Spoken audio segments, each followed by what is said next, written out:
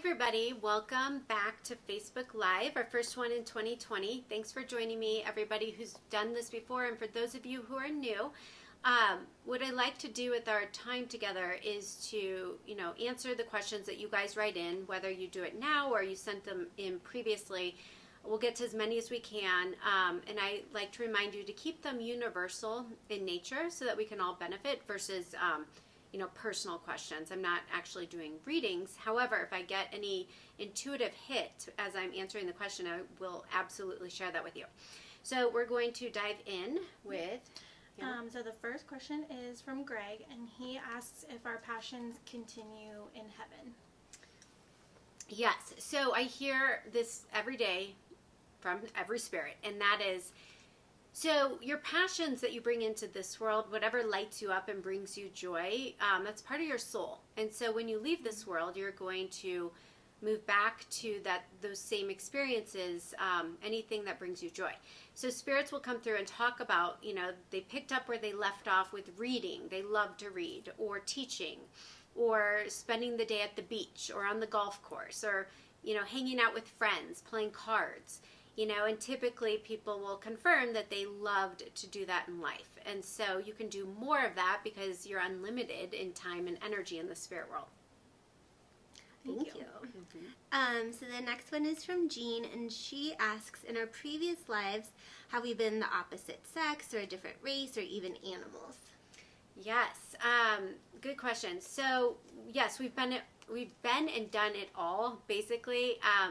The whole point of the soul is to evolve in our consciousness. And so typically, you want to grow with empathy and compassion and tolerance. And so, let's say in this lifetime, you're extremely prejudiced, and so you might come back in your next lifetime and, experience the other side of it, and, different races and cultures and, different lifestyles. Like, bottom line is we've had hundreds of lifetimes, whether you know about them or not, we have. And the goal is we want to kind of balance it out and experience all sides of the equation. So we purposely choose all of those differences to, again, spiritually grow. Thank you. So the next question comes from Vicky, and she's asking if it's possible for our guardian angel or spirit guides to be a past beloved pet spirit. Okay, yes. I had a group reading this morning. This came up. I'll use this as an example. I asked, somebody had a Cocker Spaniel in spirit named Charlie. And this woman and her husband laughed and said it was this woman's childhood dog, Cocker Spaniel, named Charlie. And I said, it was your guardian angel, and it wants to reincarnate and come back as your children's guardian angel. And they laughed and said their kids want a dog, but they haven't gotten one.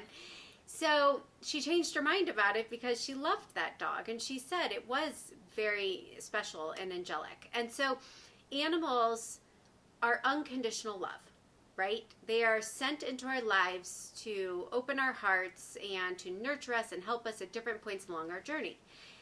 Some are just, typical animals, and some are more advanced angelic beings who choose a pet body so that they can support you and assist you in a very non-threatening way along your path. Awesome. So next we have a question from Angel, and it's about soul contracts. And she basically wants to know, she has a sense of what her soul contract is. She wants to know, how does she get out of her own way, and how do you know if you're, what you're doing is what your soul has contracted for you? Right. Okay. So it really comes down to your feelings, because your feelings are your truth, your guidance. And so if you can feel something deeply and completely, but you can't explain it on paper, well, then that's your intuition. That's your knowing, and you need to trust that. And then the validation comes if it's flowing, meaning is there synchronicity happening every day? It's like the universe is carrying you forward versus you forcing and walking up against dead ends, right? That's a sign it's your ego controlling or, writing the script. So you really just want to get clear on your feelings, tune into that, and then follow those feelings and watch for the flow. I call it flow-tastic. And if you can find that, then keep going until if and when you have a reason to stop or to say no. Julie asks if contacting a shaman would be the best way to learn about past lives, and if so, what is the best way to find someone who's truly a shaman? So a shaman is an energy healer, a seer, somebody who has supernatural abilities. That's one way you could go. A past life regressionist, if you're asking about past lives, I think is probably the way to go in this case. And so a lot of therapists or people, maybe not a therapist, but somebody who's been trained in past life regression, there's a bunch. If you were to look at Brian Weiss, he trains people, I believe on his website you can find, a list of people in each state. And also Dr. Michael Newton does. And so you can just research, a credible professional who's been trained to properly guide you back into past lives and life between lives, meaning when you're in the spirit world, to help you. It's a really powerful way. This came up in my group earlier today, that this woman needed to seek one out because she asked about an emotional eating disorder and why. And I said it comes from your childhood when you were 10, but the only way you're really going to heal this is it's from past lives. You brought it into this life. You need to do a past life regression, because the minute you have that aha moment, it heals it and you release it. So I would encourage you, if you're feeling guided, to seek one out. Thank you. Thanks. So Bridget wants to know, before your grandma Babe started talking to you from the other side, in case people don't know, she was dead. Did you have an idea that you were psychic? And did your abilities just appear out of nowhere, kind of? Yeah. So if you asked my 19-year-old self when this happened, I would say it appeared out of nowhere, but that's not true. When I was young, I remember 8, 9 years old, sitting in the trees talking to my imaginary friends, and my whole family remembers this. And then I would, come back inside and I would know things. I would tell my parents things. And to protect me, it was things about their marriage or their unhappiness or whatever was going on that they didn't want to burden me as a little kid with, so they lied. So I started to doubt it, which confused me because I thought for sure I knew what I was getting. So I shut it down. And so I think that happens with a lot of us as kids. It's not supported or nurtured or validated, and so we start to doubt ourselves. So it opened back up when Grandma Babe came to me. So I do believe we all have intuition. It's there to different degrees for each of us. But, again, mine was suppressed very much until 19. Thank you. Mm-hmm. So Heather asks if it helps or impedes your connection to spirit when you wear crystals or certain amulets or talismans. And then Belinda asks kind of a follow-up on how you know which crystals you may need to work with. Right. So I guess it depends on if it has a positive or negative charge to it. So there are certain things that, like crystals, for example, looking at this one, these need to be cleared. And I purposely, it's funny, the other day I didn't pick this up because I felt like it was dull.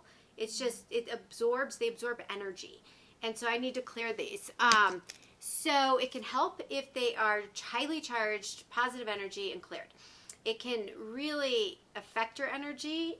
Also, like wearing jewelry that belonged to somebody else. If they wore it all the time, metal retains energy, and you start to take on that energy, and you start feeling different, positive or negative. So you really need to trust your feelings around it. If it doesn't feel good, either get rid of it, clear it. You can pray over it. You can use salt water, put it in the sunlight, but find ways to charge it and clear it. But yes, it can help amplify for sure. In fact, when I was trained with Doreen Virtue, she had us take crystals and put them over our third eye. And you could feel it open and unblock. So play around with it if it feels right to you. And then the follow-up question was? It was, how do you know which crystals you need? So for me, 2 different ways. One, what are you drawn to? If your eyes keep going to a certain crystal. Like I have a bunch of malas made up of crystals, and whatever my eye's drawn to or what I feel feels good, that's your body saying it needs it. Or you can do muscle testing. So, there's different ways to muscle test on yourself or have someone do it for you. Kinesiology. and your body will tell you if it's going to serve you or not. Thank you. Thanks. This question's from Lillian, and it goes back a little bit to what we were talking about earlier about when we cross over, what we do when we're there. So we talked about we'll continue reading if we're a reader, or Right. playing cards. But she wants to know, do we learn like new hobbies? Do we do anything new? Yes, you're unlimited, and you have all the time in the world. So I love that question. So honestly, you get to do things that you didn't have time to do in life, right? So if you worked really hard and didn't get to enjoy your retirement, or you had other responsibilities, when you get over there, you'll make up for it, so long as you paid your dues down here on this earth plane. And you have to remember, we've had hundreds of lifetimes. So we can't possibly bring every favorite activity and hobby into this lifetime, right? Mm-hmm. So we leave it back in the spirit world, and we'll pick up where we left off when we go back. So the next question comes from Karen, and she's wondering how to know the difference between intuition and a trigger. And she describes it as like a kick in your gut feeling. Is that just a louder sign? I'm not sure if I understand the question exactly, but let me just say this, and this might help. Intuition comes from out of the blue. It's not your mind making up a story. It's not a trailed thought. It's from out of nowhere you get a feeling. Versus if you've got a kick in the gut from somebody saying something or doing something, that's a trigger, right? This happened the other day. I was having a conversation with somebody, and they really just started to unload, and I felt it in my gut. It felt so awful, and it just felt my gut in knots, and I just felt me withdrawing. That was not intuition. That was a trigger. But if out of the blue, I'm sitting here talking to you guys, and I get a horrible knot in my stomach for no reason, and then an hour later I get a phone call and my kid's in the hospital, right? That's your intuition. So one's trailed and one is out of the blue. Thank you. Great. So then Caroline asks, have you ever had someone come through using their last name rather than their first name? Yes, that's so funny you asked that. It happened the other day in a group reading. I was picking up, I'm going to make up this name because I don't remember, Richard, and then they didn't know where to go with it because that was the person's last name was Richards. Mm. And then I got Jimmy, and she's like, oh my God, my best friend's dad was Jimmy Richards. He just died a week ago. I was going to ask about him. So I'm like, wow, he gave me his last name first. And so yes, it happens.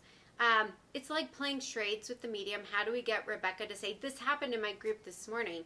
I said to the woman, what's with the person, it's a grandparent maybe, who was an avid gardener. She goes, Gardner was my mom's maiden name. It's her parents' last name, right? So I got the last name, and they used a gardener as a way to get me to say it. Yeah. So this one came in live from Carrie, and she's asking how soon after someone passes away can their soul communicate with their loved ones that are still living? Time doesn't matter because time is irrelevant to the spirit world. It's not linear, so it's their energy that matters. So if they left this world and it was an exit point, it was meant to be, and especially those who were not ill for a long time, they don't need to recharge their battery, so to speak, recharge their soul light, and so they can come back immediately. I've done readings where, truly, I've done a few small groups where somebody died hours before and that day, and they're coming through, loud and clear. Sometimes they've been gone for 2 years and no medium can get them through. So it's, again, dependent on what that soul does immediately upon passing. Do they go and restore their light? It's kind of like a hospital or an ICU. And if that's the case, they're not going to come through until their energy is able. It's at a high enough frequency to project into this world so that we can make a connection. Mm-hmm. Yeah. Thank you. So Yvonne asks, what is a soul contract? Okay, so to sum up a soul contract, so before we're born, we do pre-birth planning sessions with our team in spirit, our council of higher elders, master guides, our guardian angels, and we decide what lessons we need to learn or teach or both in our next incarnation. And so we will then script certain things along the journey that need to come up. So that's why I call it a loose blueprint or script, because you have free will. So you're going to put in key things like, I will meet the love of my life at this age, and I will have a big wake-up call with a car accident at this age. And it's always with an intention to teach or learn a lesson. And yet, once you get here, that can always shift because of free will, your choices. But things that you can't negotiate or bargain, like you have to come in and learn, they're going to keep popping up until you embrace it. Okay?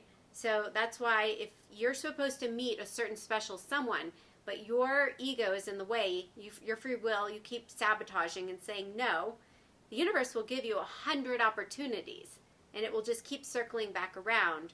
So that's basically what a script is. You can always, once you get here, change your script if you don't like the way things are going. And so that's something that typically you do when you're astral traveling at night, when you go to sleep, and you'll meet up with your team over there and wonder, you must have had a great sense of humor when you were planning the script, because why on earth would you sign up for this, right? And we usually only get what we can handle, but sometimes things change and you get to rewrite that script. So just know nothing's set in stone, but there are probable or potential things that are likely going to show up because they're part of your script. So the next question comes from Maria, and she asks if when we cross over, do we stay amongst the same circle of people or spirits? And can we meet up with those who were famous in the physical world that we never met? So, I've heard many, spirits come through. The only way I can answer that is by my experience in doing readings, and I've heard many spirits come through saying they're with, famous musicians or actors or whoever, and whether that's their personality coming through, their sense of humor, or they're serious, I don't totally know. But there's no red carpets over there. So we're all special and unique. So yes, I do believe we can meet up with those that we would call special or celebrities here. We meet up with our soul groups. And so, yes, we will reconnect with the people in our lives in this world, in that primary soul group, secondary, and so forth. You will reconnect with them once they've also, crossed over in spirit. Nice. Thank you. So our next question is from Erin, and her birthday is December 12th, and she's been seeing 12/12s everywhere.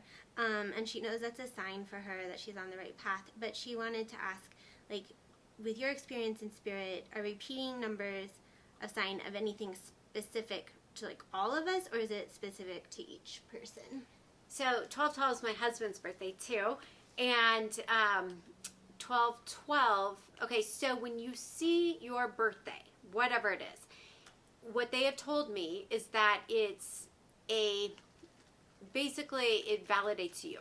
It's your soul's birth into this lifetime. And so when I see my birthday, they told me, I kept seeing it over and over, and I finally said, Spirit, what are you trying to tell me? It was just validation that they were with me and I was on the right track. Okay, I was showing up, fulfilling my purpose, and they were proud. So when you see your birthday, I would suggest you see it as the same, because, again, it signifies you as a soul in this lifetime. But numbers in general, there's all, numerology, there's this whole science and study behind it. And, those of you who have followed me know I like the book Angel Numbers. And I adopted that and said, guides, I'm going to use this, talk to me through numbers. And so then through that, when I see my number patterns, and it can be anything from 0 to 999, then they're able to give me messages. And so you can designate that with your guides if you want to. So if you want them to talk to you, designate either your birthday or any form of numerology. So this one came in live from John, and it's kind of a follow-up, I think, on what you touched on with soul contracts. But he asked if you could just talk about various exit points that we might have during our lifetimes. Yes. Some of us come in with 9 lives. You know those people who are just lucky and they keep bypassing wake-up calls and all that. Some of us, we have drama-free lives and we have one exit point. So it just depends. Most people, in my experience, I've heard have multiple exit points. So meaning in that soul contract, you're going to say, okay, if I'm coming in, taking one for the team, and I'm going to leave this world at 21 years old because my soul group members, being my siblings and my parents, have big lessons to learn around faith and surrender and acceptance and all that. You are going to, at that point, you're going to take that exit when it comes up because it's going to serve a greater good. But if you get to that point at 21 and you're like, wait, I am not done, or they're not ready, or because of free will, there's all these different factors, you might bypass it, but you will have a wake-up call. Something will come up, whether it be a wake-up call that you had a close call with something, a near-death experience, but you come back into your body and you don't pass on. And then you wait till your next exit point. And who knows when that could be. It could be a year later. It could be 45 years later. It just depends on, your soul contract. So, yeah, I hope that answers your question. Mm-hmm. This is another live question from Alicia, and she asks, what are some ways to recharge your body after you've given spiritual readings to restore your energy? Mm-hmm. That's good. That's really good because I definitely, if you're going through this, I feel you. It's, the best way, honestly, to restore is to meditate and to release. It's about calling your energy back.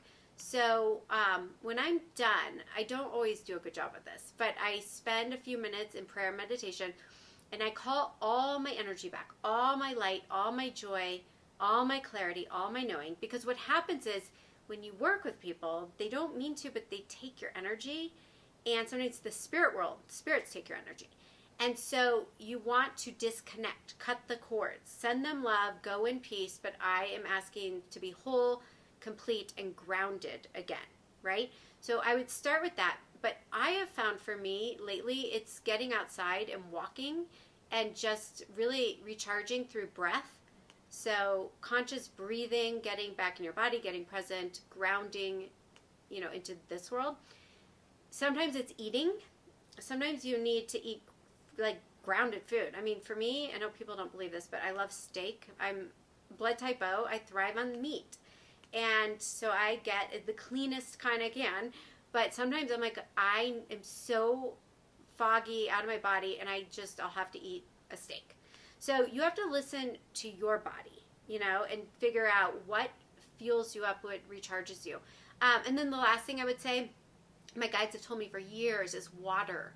Drinking water, swimming in water, being near water. Our bodies are made up 70%, 60-70% of water. And so, you can do one or all of those, but again, do what speaks to you. So Bridget says that she really enjoys the dreams that she has where it feels like you're flying, and she's wondering if that's significant at all in a soul or spirit sense when you have dreams like that. Yeah, that's typically astral traveling. You are flying. So that's what it feels like when you die, when you leave your body, when you astral travel. I've had a few of those dreams and they're amazing. But that's how we get around in the spirit world. So that's really neat that you're connecting into that. Cool.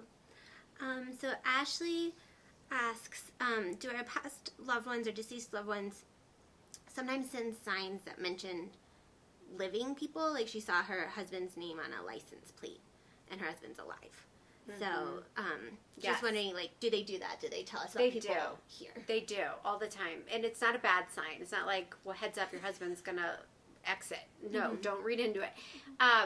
I've had that happen for me where I'll see Pam. I'm making this up, but I see Pam. And the next day, I go into a reading and I'm talking to this man and his living wife's name is Pam, right? And I'll say, I see this license plate. And so it's Pam's mom in spirit coming through, trying to use him as a messenger. So they might be using you as a messenger. And if that happens, I would just say, what more do you want me to know about this? And if nothing, okay. But if you keep thinking about that person, call them or check in with them. Mm-hmm. That's Spirit's way of nudging you, like you're supposed to connect. So Annette asks if it's possible to feel that you've met people in this life that you've known before. Like in other lives. Yes. People, sometimes you'll meet people and they feel familiar. You can't put your finger on it, but it's because you've known them in other lifetimes, other incarnations. Or if you haven't, you've known them in the spirit world. It was a predestined meeting where your soul said, at this point, I'm going to meet up with this soul. And when you meet them, the trigger, the knowing will be they feel familiar, like you know them. So, yes. Thank you. This next one's from Sharon. And so when you were first receiving messages from Spirit and, recognizing all of that, did you get things when you were just like out and about at the store and stuff like that? And how do you learn to manage that and navigate all that? Well, and the confusing part in the beginning for me, and I'm sure for many of you, is I got random stuff and it made no sense and I couldn't validate it, right? Until maybe days or weeks later. So we are always being bombarded with telepathic energy. So psychic communications, telepathy, or spirit communication, messages coming from the other side. And so it's easy to receive it. It's challenging sometimes to make sense of it and know what to do with it. And so I would say just kind of take it in, be neutral, and then again, if you're wondering what does this mean, ask your higher self, ask your guides, ask source. And then if you're meant to know more or do more with it, they're going to give you more, and then you'll know how to manage it and use it. So this question comes from Jill, and she says, for people who are suffering from diseases like dementia or any illness where they can't communicate or be present in the physical world, are we not able to communicate with them until they pass, or is there a part of their souls that remain in spirit? Yes, that's a great question. I had that in a group today. Everything you're asking came up in my group. Yes, this two sisters came in. Their mom has severe dementia. And I said, she's alive, but she's out of her body, and something's going on. Is it dementia, Alzheimer's? They said, exactly. She's not in this realm. And I felt like I was connecting with some of her higher self's energy, even though she's still living. So spirits, a lot of times before, if they're in a coma or they have something along those lines, dementia, Alzheimer's, they come and go in and out of their body until they actually cross over and leave this realm. And so if you're a living loved one and you want to connect with them, talk to them. You can do it in your own meditation. You don't have to be there. But if you choose to be by their side and talk to them, their soul is hearing you, even if their mind isn't comprehending what you're saying. Thank you. Thanks.